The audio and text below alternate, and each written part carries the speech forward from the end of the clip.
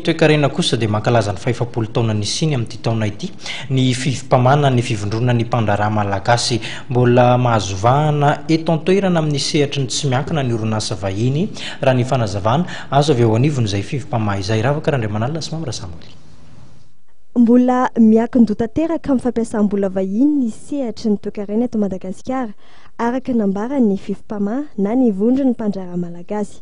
Mandrafitra ny 70 isanjato ny fikirakarana ny vola ampiasaina amin'ny sehatry ny tsy miankina ny orinasa vahiny ary atoka ny 30 isanjato monja no any orinasa malagasy.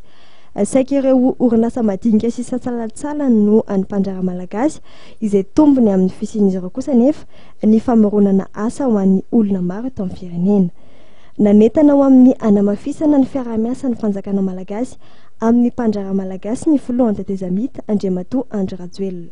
Araka ny teniko tokoa moa dia hatramin'izay efa 10 taona ny fivondronan'ny mpandraharaha malagasy zay dia ny orinasa majinika na ny salatsalany izay foana no anjaran'ny mpandraharaha malagasy fa ny orinasa vaventy sy goavana sy tena mpamokatra sy ny tena hoe mibahana ny arkarena eto amintsika dia ny orinasan'ny vahiny daholo. Zay ny tena tsy maintsy mifanampy ny mpandraharaha sy ny mpitondra ny mpitantana rehetra na ny ankoatrinina amin'ny hoavy amin'ny fanampiana sy ny fampirisiany mpandraharaha mba ahafahany manangana sy mba holohany eto amin'ny firenena. Nambarany fivim-pamaha kosa tetsy andaniny fa tokony isy ny famaritana ireo sehitrasa tokony atao vaindohan-draharaha mba hisy ny fampiroboroboana ny toekarena malagasy ka ohatra tamin'izany ny tontolo ny fizahantany sy ny agrobusiness.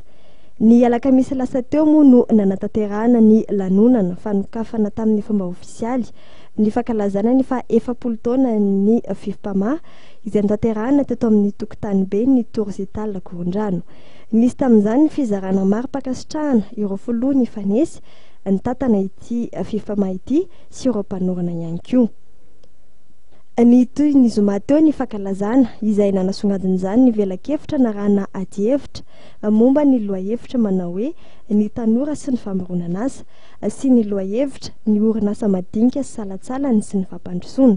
Nisy ihany koa omaly ny fampahafantarana tamin'ny fomba ofisialy ny fisian'ny tranokala ny fivim-pamaha.